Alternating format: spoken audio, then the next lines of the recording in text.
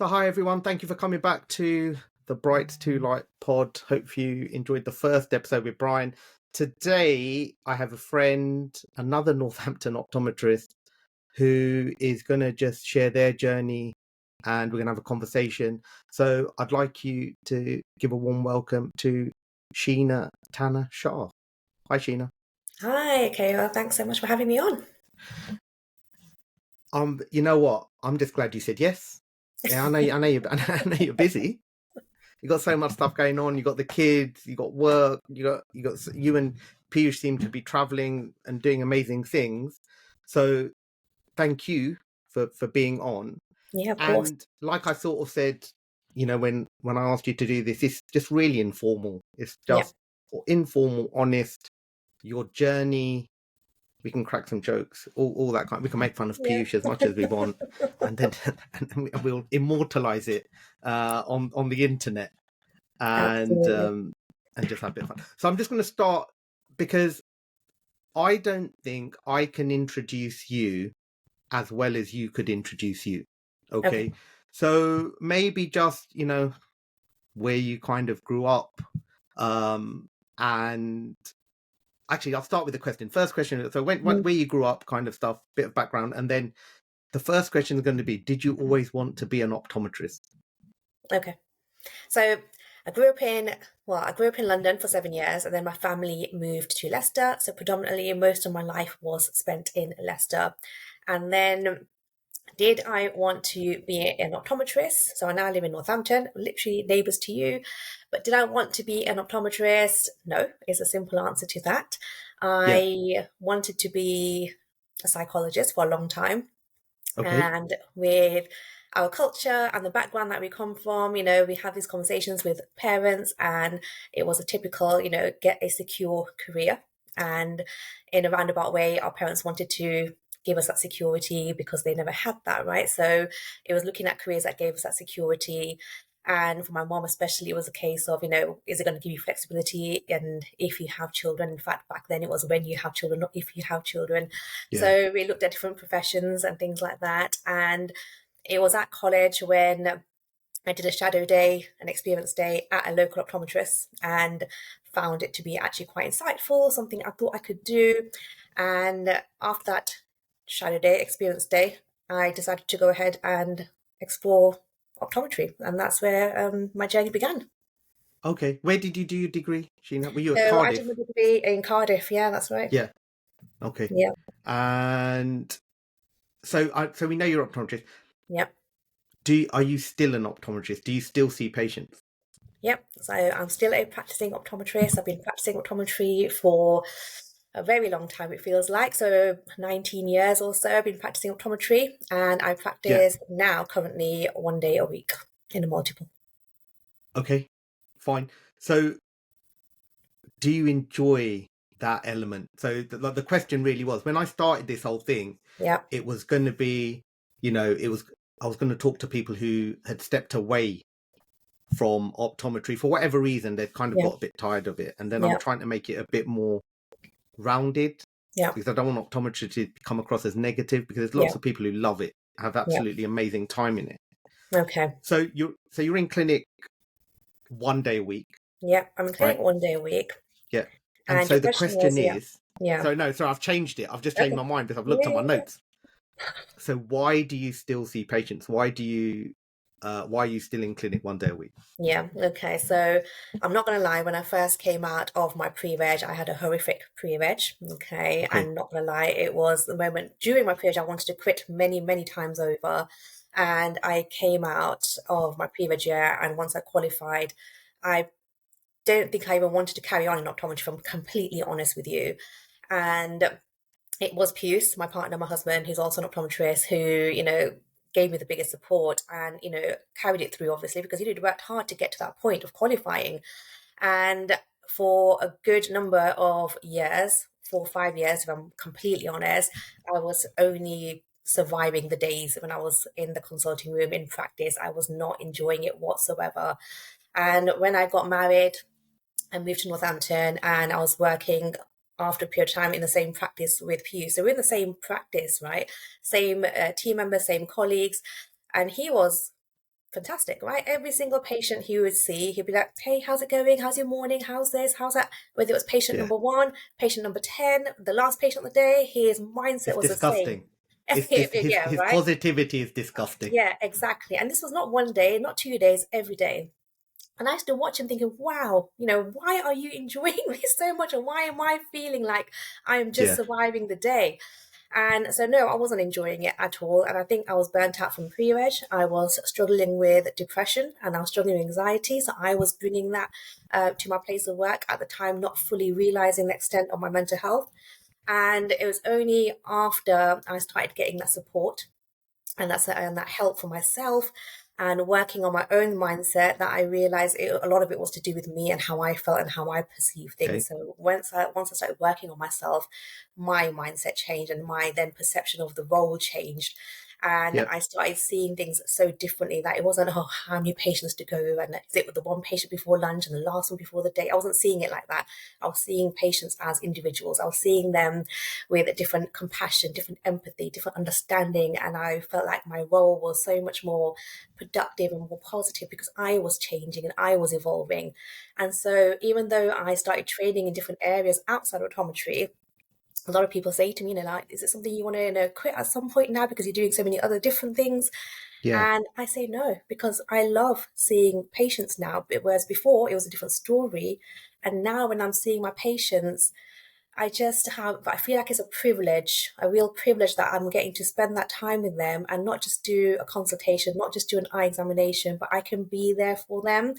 And, they are able to open up to me. I'm able to understand them. I'm able to offer, different recommendations and advice, not just on eyewear and recommendations in terms of eye related issues, but Yeah. beyond that as well. And I feel like that's my higher purpose now. So that's why I'm still in practice. And that's amazing. And I think people sometimes you kind of people draw a very fine line, not a very fine line, a very firm line, and Yeah. that is you're either in or you're out. Right. And there's no need, particularly with our profession, we're very lucky. I Yeah. think we're very fortunate in our profession. You can kind of be a little bit in Yeah.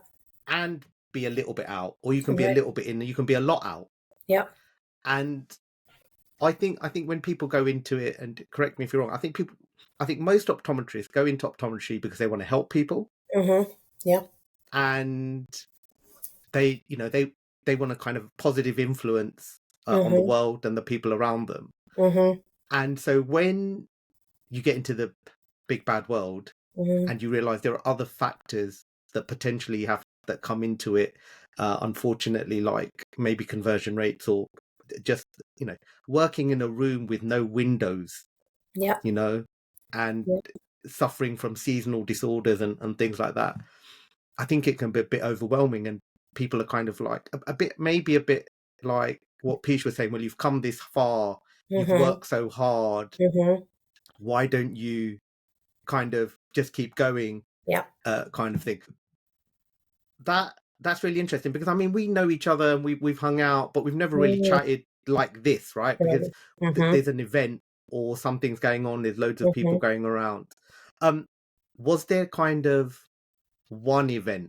Was it that you remember, kind of a specific event that made you think, you know what, I need something more than the consulting room. I need something outside of this. Was it like a trigger event Not kind of thing? necessarily a certain event, because pretty much the minute I got married, which was, I got married at the age of 23. So when I got married at the age of 23 and I moved to Northampton, and it was probably 2 years after qualifying, I started my life coaching course straight away. Okay. Right. So even though I was in practice 4 days a week, I knew that psychology that I wanted to do initially, that passion was still Yeah. there. So on the side, without giving up, practice, I started my life coaching course straight away. And over time, I started building on that. So it wasn't a case of this or that or one or the other. I wanted to, have that, stability and security, because still at that point I was just surviving, but I wanted to explore the other options and take up something that I was passionate about. And again, all stemming, I suppose, from my own mindset and mental health issues. That's why I was pursuing Yeah. the psychology part of it. So it wasn't necessarily an event as such, but over time, when that area started developing and furthering, and as I started transforming my own self, it became a thing where actually it doesn't have to be this or that, but I was able to utilize those tools into practice and change how I function there. And then I was able to do both side by side. And then over time, I guess, it was more of a case of reducing the time, not cutting it out completely, but reducing time in practice so that I could Yeah. focus on the well-being part of it as well, and take that, and let that flourish and thrive. And you guys are, uh, well, I don't know, but the way I perceive it, you guys are smashing it. All right. Mm, Particularly, I see you guys um, doing really well on social media. Obviously, social media is not necessarily the best gauge no, of how someone is doing 100%. um, in real life. Right. Just because, well, we all know what social media is like and how 100%. potentially toxic it can be. Yes. But you guys seem to be doing well, and you seem happy and stuff. So for the audience, Yeah. because I have a rough idea of what you do. Hmm. So what do you do now? So Okay, so what kind of stuff do you do now? yeah, so okay, so I set up my wellbeing company, so Inspiring Success, over 10 years ago, and that's when I started qualifying in different modalities of coaching, NLP, and then rapid transformation therapy. And I was doing this mainly for individuals one to one, and I was doing it for schools. I was teaching children how to do meditation, mindfulness, and then I was taking it into businesses as well. Nothing to do with optometry. And then little bit by little bit, I started doing articles for like optician and OT who wanted, publications around communication or well-being and things like that. So, started dabbling that a little bit. But it's more during the pandemic when everything was obviously very unknown, very uncertain, very insecure. And Peace and I created a Facebook group for optometry, and we started looking at the well-being of people in our profession, how they felt. And it was only really then, I suppose, that realization hit me that a lot of people are struggling, and this was during that pandemic, but it wasn't solely the reason of the pandemic. People were struggling before that as well, and but people were talking a little bit more about it because when I started struggling with mental health, there was no social media. I'm showing my age here as such, and there wasn't, it's not okay to I'm be older than okay. And you. yeah, well, I'm 41 right now, so so back then there wasn't all these awareness and signposts and well-being forums. So that struggle for me was very isolating.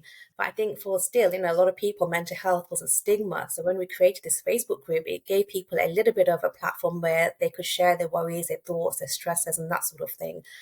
And Pew said to me, we need to do something more, in the profession. And, with that skill sort of being a optometrist and doing all my therapy work, let's combine it and do something there. And so, yeah, I'd done some podcasts. Yeah, I'd done the articles.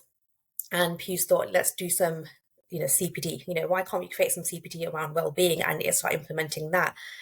Yeah. And access more people and get that awareness in that profession a lot more. And again, back then my confidence and my anxiety was not where it needed to be, so I kept declining peace, and I said, no, I can't do this. And then over time, I worked on myself, and despite me doing this in other places, I thought, well, okay, let me give this a go. And so we created our first wellbeing CPD, and it was received so positively because when you think about CPD, a lot of it is clinical, which it needs to be, of course. And it was always about focusing on the patient, right? What we can do to best serve our patients, which of course we Yeah. need to do, that's our role, but are we focusing on ourselves? And we don't often do that, right? Whether we think we need it or not, we don't often do that. And we can work in a practice where you could be the sole practitioner. We can work in a practice where there could be multiple consulting rooms, and we could still feel isolated because you still don't get that chance always to have a conversation. And Yeah. so when we were doing these CPDs based around well-being and focusing on you as a person and how you can show up for yourself and how that could make a difference for you then showing up to people around you, it was just so refreshing, and the feedback was just it was incredible. And so we continued to implement more and more CPD around that, and then that kind of, I guess, accelerated because it just wasn't that readily available, but it was needed. I think you're right. I think mental health is definitely within the last decade, I would Yeah. say, has really it's really come more to the fore. Yeah. about people looking after their mental well-being as well as their physical well-being. Yeah. It's all very, you got to be strong, you got to be fit, but we weren't thinking about those grey days when you just kind of just don't want to go to work. Yeah. I think people have those, and it's how to manage those and overcome those. I I had a question. I did have a question, and I've talked it out of my head. So it obviously couldn't have been that important at the moment. But, oh no, that was it. What I was going to say was, do you also think, because I think this, and obviously we're both Indian, Gujarati heritage. Do you think there are cultural aspects to it in terms of mental well-being? I don't know what other cultures, how they're brought up with Mm. regards to mental health and mental well-being. Yeah. But I know within our culture, Mm. we don't really do it, as far as I know, or we didn't used to do it, which Mm. is quite strange considering, we're the home of yoga and we're the home of meditation Mm. and we're the Mm. home of all of these things, origins of all of these things. But in a modern Gujarati household where I was growing up, Mm. not because my parents didn't care, Mm. but it wasn't how you getting on kind Yeah. of thing. Yeah. You were just, and they did as well. They've been through tough times, like my Yeah. grandmas and stuff, been through really tough times, and they just Yeah. kind of battled through. So do you think there's a big cultural Oh my gosh, element absolutely, to it? absolutely. And in my line of work, when I'm doing therapy with clients, whether it's of an Indian background or a different background, culture plays a huge part of it. And it's exactly like you say, so many people from our culture, we didn't have that opportunity to speak about things. So whatever we were going through, so, when I was going through things, I would just literally think something's wrong with me. Why am I the only one feeling like this? People around me seem to have it, got it all together. No one else is talking about their problems. And then when I ever did speak about it or feel it was a case of, why are you sad? Why are you upset? You've got everything going for you. You're qualified Yeah, as an optometrist, you've got a partner, family, da, da, da, da, da. Everything externally is looking great. What have you got to be upset about? And that made you feel worse, made you feel guilty, and then the general comparisons that, it's not like you can, you've got starving kids in Africa or wherever it is in developing yeah, countries. So again, what have you got to be upset about? So you again retreat into yourself. You don't have that, option to talk. And that's always been the case because that's how our generations were taught to believe as well. You don't speak about problems, you get on with it. And that's what they've been known to do generation after generation.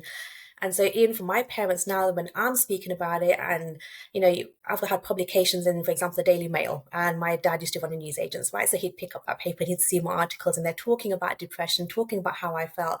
And so for them, it's all very new. And it's only in the last couple of years when my mom's friends have now said to them, oh, it's really good that Sheena's speaking about this because my daughter has been going through this and she's now talking about it. And you can see the shift, but it's only yeah, just happening. And that's why, even though it's hard sometimes for my parents to hear me talking like this and thinking about this and speaking out loud so publicly, I know that that shift is so required for people to work on themselves, to not have that stigma attached to them, so that they can, progress in their mental health and well-being journey. yeah. And you guys are doing such an amazing job. Um, you do other stuff as well, don't you? Have you written a book? I have written 2 books. Yes, I have written 2 books. So one was released about 4 years ago, Perfectly Imperfect Mom, and the second one was released last March, so exactly a year ago, The Power of Being Perfectly Imperfect. And that is exactly the biggest advocate I So am how of did they being come perfectly about? perfect. Sorry, Yeah, Sheena, to cut so you off. How that did they that come about? first book, Perfectly Perfect Mom, when I was having anxiety, when I was going through depression, and I had been going through it for a good 15 years, and the biggest change and inspiration was my children. And with my children, I always thought I'm not pretty enough, I'm not smart enough, I'm not good enough basically in any way. I'm not a good optometrist, I'm not a good wife or daughter, a sister. And then when I had the girls, I've got 2 girls who are 11 and 13 now. When I had them, I always felt like I wasn't a good enough mom because, again, I was doing the Okay, typical thing of comparing to people around me, and I'd see other moms, other parents who'd had it together, who looked like they had it together and were confident. And for me, I couldn't even take my kids out on a walk outside because I was so scared of judgment, right? I okay, couldn't even go to play groups because I was scared of judgment. I couldn't even feel the petrol in my car because I was too scared of judgment. I couldn't do the basic things that are really simple to somebody else. And for me, it took so much energy just to even walk into a supermarket, with my children. And it would be a case of so much mental energy getting consumed. And at the end of the day, I'd start crying and being really upset. And this was up and down emotions daily in front of my kids. And I thought, I want to be an inspiration to them, right? I don't want them to see me like this. I want to be a better person for them, but also for me too. Yep. And that's when I started to really dig deep, really started to work on myself, really started to let go of the external noise, started doing things like meditation, mindfulness, working on myself with therapy. And I started to embrace me for me. I didn't have to be the loud, bubbly person. I didn't have to be the out there, confident person. I didn't have to be all Yep. these things that I thought the world needed me to be. So I started embracing this perfectly imperfect version of myself. And as soon as I started to embrace who I was, maybe the quieter one, maybe the a bit more reserved one, maybe not so out there one, I started to just be a real me. And because I started to embrace that, I felt much more accepted just in myself. And I Okay. thought, this is who I want to be. And that's where Perfect Perfect One, the books came from. That I always find it amazing that, I mean, you're amazing anyway, but I always find it amazing that when people write books, because I, d- I don't get it. Does that make sense? So for me, everything is snapshot, right? So that's why I Right, like right. photographs. Yes. Snapshot, post it, snapshot, post it. Mm, yeah. To sit there, to, I assume, and please correct me if I'm wrong, when Mm, you write a book like that, there'll be personal experience within it. yeah. But particularly if you are giving advice, Right. there has to be some elements of science behind it, Of or course. some evidence of, deep thinking behind Yeah. it. You know, we are Yeah, not it does. You have to Twitter be, slash X, yeah, where yeah. you It just can't just kind be of, opinions only. Yeah. yeah, Yeah, yeah, yeah, absolutely. I have to do a lot of research going into that. So you're stating your own thoughts, your opinions, but then I have to do a lot of research behind it. And then how is it conveying? How am I getting this message across? Because the purpose behind it is to support anyone that felt like me once upon a time, right? So yeah. I want that. That's the ultimate purpose. So is that coming across? Do you find, because if I compare it to when I no, so I do write a couple of lectures here and there, and I do some articles here and there.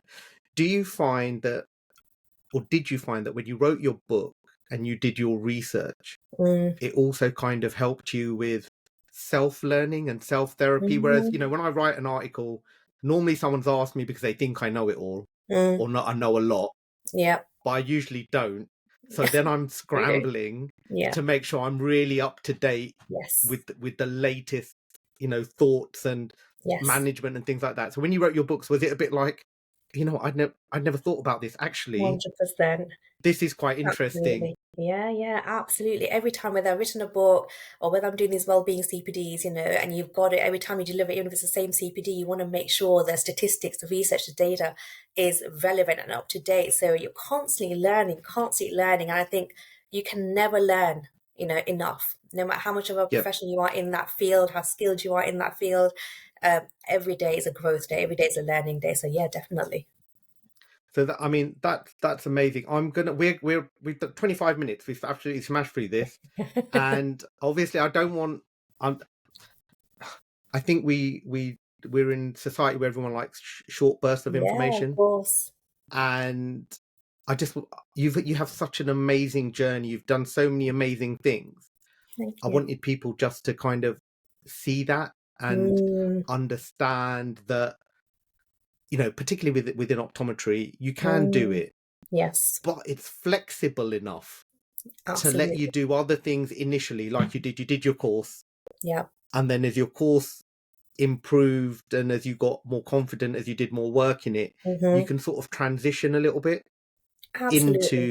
into other fields. And I wanted people to hear that, Yeah, if that absolutely. makes Don't sense. limit yourself. And Whatever you're doing right now in this moment, don't ever feel like you can't diversify or change or adapt. And even if you just got a brand new idea, go yeah, for it. So yeah, absolutely. so that just made me think of one thing, which I think people will think about. I think it does come up. Were there sacrifices?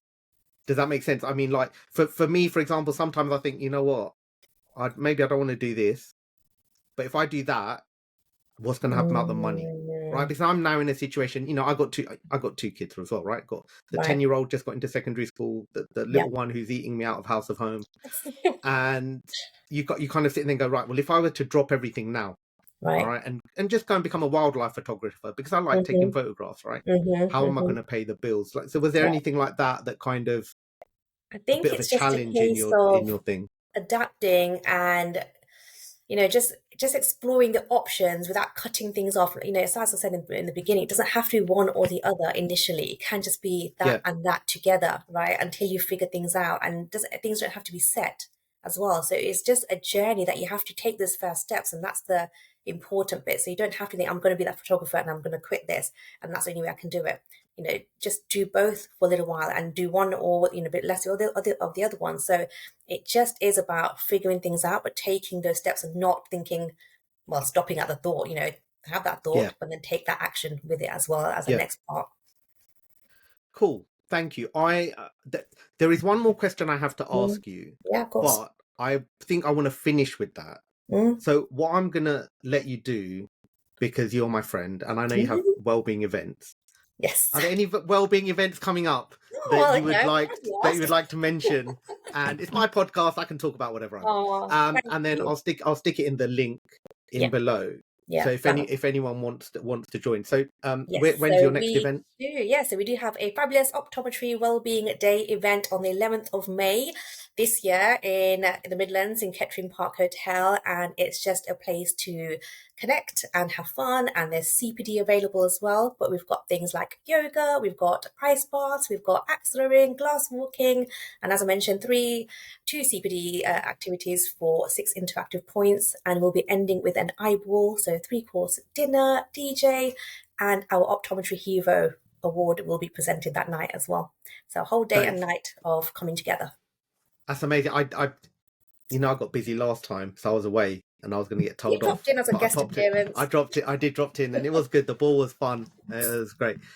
So, last question. We got a couple of minutes. Is what final and single piece of advice would you give anyone listening or watching this about anything? So, initially, I was like, "Oh, let me make optometry related," but you know what? I don't care.